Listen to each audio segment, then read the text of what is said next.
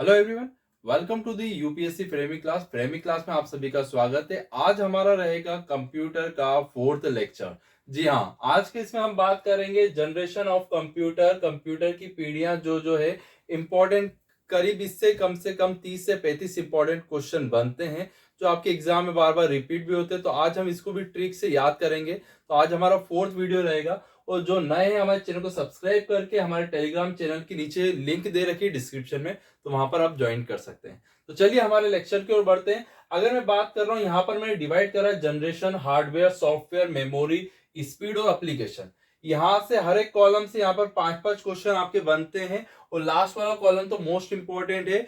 और अगर हम मैं बात कर रहा हूं यहां पर फर्स्ट जनरेशन की, तो सबसे पहले फर्स्ट जनरेशन की ईयर याद रखिएगा 1940 से 56। ठीक है, अगर नहीं याद हो तो इसे याद रखिएगा। सेकेंड वर्ल्ड वॉर 39 से स्टार्ट हुई थी। अगले साल से यहाँ पर कंप्यूटर में जनरेशन स्टार्ट हो गई। ठीक है, तो 1940 से 56, 16 साल याद रखिएगा। अब इसमें किसका प्रयोग करा था? निर्वात ट्यूब का, वैक्यूम ट्यूब का यूज करा गया था। इसमें ध्यान रखिएगा, इंपॉर्टेंट है। अक्सर एग्जाम में पूछते हैं फर्स्ट जनरेशन में किसका यूज करा गया था? निर्वात ट्यूब, वैक्यूम ट्यूब का यूज करा गया था। अब इसमें अगर बात करें तो सॉफ्टवेयर कौन सा यूज करा था, तो यहाँ पर सॉफ्टवेयर मेनली यूज करी गई थी लैंग्वेज, मशीन लैंग्वेज। जी हाँ, मशीन लैंग्वेज जिसको कंप्यूटर समझ सकता है। और मशीन लैंग्वेज को हम क्या बोलते हैं? यहाँ पर बाइनरी लैंग्वेज कहते हैं। बाइनरी लैंग्वेज मतलब क्या? 0 और 1 के फॉर्मेट में रहती है। ठीक है, 0 या फिर 1। ठीक है, जिसे अपन बाइनरी लैंग्वेज कहते हैं, मशीन लैंग्वेज।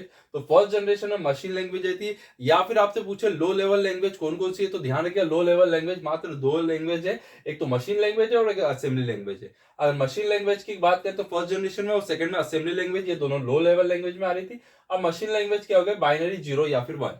अब अगर मैं बात कर रहा हूँ मेमोरी की कौन सी यूज करेंगे, इसमें पंच कार्ड का यूज करा गया था, वैक्यूम ट्यूब और पंच कार्ड याद रखिएगा। देन इसकी स्पीड जो थी यहाँ पर मिली सेकंड थी। कितनी थी? मिली सेकंड। दैट मीन्स 10⁻³ अब अगर सबसे इंपॉर्टेंट चीज याद करते हैं हम, तो लास्ट वाला कॉलम जो है सबसे इंपॉर्टेंट है। यहाँ पर कौन कौन सी चीजें आएगी, एग्जाम्पल पूछेंगे फर्स्ट जनरेशन के इनमें से।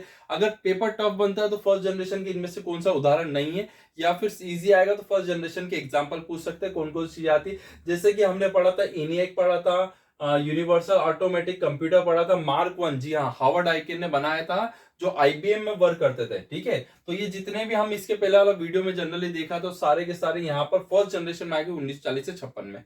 अब बात कर रहे हैं IBM ध्यान रखिए, हार्वर्ड आइकिन यहाँ पर वर्क करते थे। IBM का फुल फॉर्म में अपने देखा था, वापिस से बता रहा हूँ, इंटरनेशनल बिजनेस मशीन। जी हाँ, इसकी स्थापना 1911 में हुई थी और हेडक्वार्टर कहां पर है? न्यूयॉर्क पे है। ठीक है, अब EDAC, ठीक है, electronic delay storage automatic computer भी किस में आ रहा था? यहाँ पर बात कर रहे हैं तो फर्स्ट जनरेशन में। तो फर्स्ट जनरेशन में याद रखना निर्वात tube, machine language, punch card.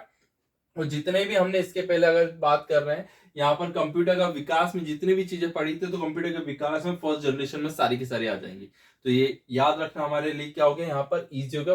Computer का जो विकास करा था अपन ने, अबेकस पढ़ा था, 1602, पास्कल आए। तो वहां पर अगर बात करें तो ये फर्स्ट जनरेशन में इंक्लूडेड है। देन उसके बाद अगर बात करें एप्लीकेशन प्रयोग था, सेकंड जनरेशन की बात करें तो 1956 से 63 में चली थी, 1956 से 63। अब सबसे इंपॉर्टेंट थिंग आ गई यहाँ पर, ट्रांजिस्टर। यहाँ ट्रांजिस्टर, ठीक है, ये क्या है? एक सेमीकंडक्टर है। अब ट्रांजिस्टर कितने टर्मिनल डिवाइस था? 3 टर्मिनल, कॉमन बेस, अमीटर और कलेक्टर था। ठीक है, ट्रांजिस्टर याद रखिए, वन ऑफ द मोस्ट। फिर इसमें बात करें लो लेवल लैंग्वेज की बात करें तो असेंबली लैंग्वेज का यूज करा गया। मशीन लैंग्वेज बहुत ज्यादा टफ पड़ती थी। देन इसके अल्टरनेट में कौन सी लाए? यहाँ पर असेंबली लैंग्वेज, और एक पढ़ेंगे हम असेंबलर। असेंबली का काम था असेंबली लैंग्वेज को low level language, that mean machine language में कन्वर्ट करना, जिसको कंप्यूटर एकमात्र लैंग्वेज समझ सकता है, मशीन लैंग्वेज। बाकी लैंग्वेज जो होगी इसमें कन्वर्ट होगी। ठीक है, तो लो लेवल लैंग्वेज, मशीन और असेंबली लैंग्वेज। फिर मेमोरी की बात करें तो मैग्नेटिक टेप का यूज करा गया था। देन इसमें जो अगर स्पीड देखी जाए तो यहाँ पर मिली सेकेंड थी, और माइक्रो, डेट मीन 10⁻⁻6, मतलब इतनी ज्यादा गणना कर सकता था वो। ठीक है, अब अगर यहाँ पर बात कर रहा हूँ सेकंड जनरेशन की, यहाँ पर अगर मैंने एग्जांपल की बात करी तो एप्लीकेशन कौन कौन सा है, अब यहाँ पर याद रखना और इजी हो जाएगा। देखिए, फर्स्ट जनरेशन में हमको मालूम है ENIAC आ गया, यूनिवर्सल आ गया, मार्क 1, IBM, EDSX आ गया, जो अपन ने कंप्यूटर के विकास में पढ़ा था, बात कर रहे हैं। और यहाँ पर जनरेशन में, फर्स्ट जनरेशन में सब आ गए। सेकंड जनरेशन में जितनी भी थिंग्स है स्टूडेंट्स, यहाँ पर सब जो आ रहे हैं आपके 4 डिजिट में आए। देखो, याद नहीं रखना, बस इतना याद रखना, फर्स्ट जनरेशन में जो था नॉर्मल थे, यहाँ पर 3-3 डिजिट के थे। देखो 650, 701, IBM के जो भी आएगा तो फर्स्ट जनरेशन में 3 डिजिट। सेकंड जनरेशन में बात करें तो यहाँ पे देखो 4-4 डिजिट आ रही है। देखो 70941401, 1604, 4000। ठीक है, हनीवेल। तो यहाँ पर याद रखना हमें लिए इजी होगा। फर्स्ट जनरेशन में 3 डिजिट आ गए, सेकंड जनरेशन की बात करें तो 4 डिजिट के आ गए, तो हमें इजी हो जाएगा। ठीक है, अब अगर बात कर रहा हूँ थर्ड जनरेशन की, 1964 से 71 चली थी, 1964 से 71, और इसमें प्रयोग करा गया था, यूज करा गया था आईसी का। आईसी का फुल फॉर्म होता है इंटीग्रेटेड सर्किट। ठीक है, आईसी का फुल फॉर्म बहुत बार पूछते हैं, इंटीग्रेटेड सर्किट। और फर्स्ट आईसी जो बनाई गई थी इंटेल कंपनी के द्वारा 4004 बनाई गई थी 1971 में। तो 1971 याद रखिएगा, दो चीजें हमें याद हो गई। आईसी का आविष्कार जो हुआ था इंटीग्रेटेड सर्किट 1971 में आईबीएम सॉरी इंटेल कंपनी के द्वारा 4004 ने करा था 1971, याद रहेगा आपको वहां जनरेशन में। अब अगर बात कर रहा हूं यहाँ पर मशीन लैंग्वेज असेंबली लैंग्वेज को छोड़कर, यहां पर आ गई हाई लेवल लैंग्वेज। ठीक है, HLL, high level language, that means real time system. High level language, Fortran मतलब फॉर्मूला ट्रांसलेशन, कोबोल आ गई, हायर लैंग्वेज आ गए, एलॉग आ गई, दैट मीन्स कोबोल का फुल फॉर्म याद रखिएगा, कॉमन बिजनेस ओरिएंटेड लैंग्वेज हो गया, एल्गोरिथम लॉजिकल आ गया। तो यहां पर थर्ड जनरेशन में आ गया, ध्यान रखिएगा। सबसे वैक्यूम ट्यूब ट्रांजिस्टर, फिर आईसी बनी। ठीक है, आईसी, ठीक है, कंप्यूटर का ब्रेन, आईसी सीपीयू को। फिर उसके बाद यहाँ पर मैग्नेटिक डिस्क का यूज करा गया, और यहाँ पर जो बढ़ते हैं 10⁻3, 10⁻6, 10�9 नैनो सेकेंड हो गई यहाँ पर स्पीड, इतने फास्ट हो गए। अब अगर बात करूं सबसे इंपॉर्टेंट थिंग की स्टूडेंट्स, तो यहाँ पर हमारे फर्स्ट जनरेशन में किया हुआ याद करा था, यहाँ 3 3 डिजिट आ रही थी, यहाँ 4 आ रही थी। तो अब थर्ड जनरेशन में कंप्लीटली चेंज हो जाता है। थर्ड जनरेशन में यहाँ देखो, पीडीपी 1, पीडीपी 5, पीडीपी 8, ठीक है, यहां पर एनसीआर आ रहा है, डीबीएमएस का यूज करने लगे, और पीडीपी याद रखना थर्ड जनरेशन में अक्सर पूछते हैं। तो पीडीपी का फुल फॉर्म ध्यान रखिए, प्रोग्रामेबल डेटा प्रोसेसर।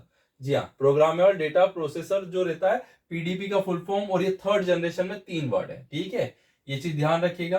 तो डीबीएमएस ध्यान रखिए, डेटाबेस मैनेजमेंट सिस्टम। तो फर्स्ट जनरेशन में 3, सेकंड में 4, और यहां पर आ गई थर्ड जनरेशन में पीडीपी वाले, याद रखिएगा। और डीबीएमएस याद रखिएगा, एप्लीकेशन में उपयोग मोस्ट इंपॉर्टेंट है। देन उसके बाद बात कर रहा हूं यहाँ पर फोर्थ जनरेशन की। फोर्थ जनरेशन जो चल रही है 1971 से अभी तक चल रही है। ठीक है, और फिफ्थ जनरेशन वो प्रेजेंट में चल रही है। तो फोर्थ और फिफ्थ ध्यान रखिएगा 1971। अब फोर्थ जनरेशन में रिवोल्यूशन कौन सा लाया, आईसी के बाद अगर बात कर रहे हैं एलएसआई, एलएसआई का आविष्कार हुआ, लार्ज स्केल इंटीग्रेशन। फिर VLSI, very large scale integration, और फिर आया यहाँ पर अल्ट्रा लार्ज स्केल इंटीग्रेशन का यूज करा गया। अक्सर यहाँ पर फोर्थ और फिफ्थ में कंफ्यूजन होता है, तो यहाँ पर यू याद रखिएगा। और देन फिफ्थ जनरेशन में यहां पर क्या गया, एस, मतलब सुपर लार्ज स्केल इंटीग्रेशन का यूज करा गया है यहाँ पर। ठीक है, हार्डवेयर की बात कर रहा हूं। देन उसके बाद यहाँ पर बात कर रहा हूँ फोर्थ जनरेशन में नई चीज आ गई, एमएस विंडोज आ गया 1971 के बाद, विंडोज से, एंड जीयूआई पे वर्क होने लगे, ग्राफिकल यूजर इंटरफेस। ठीक है,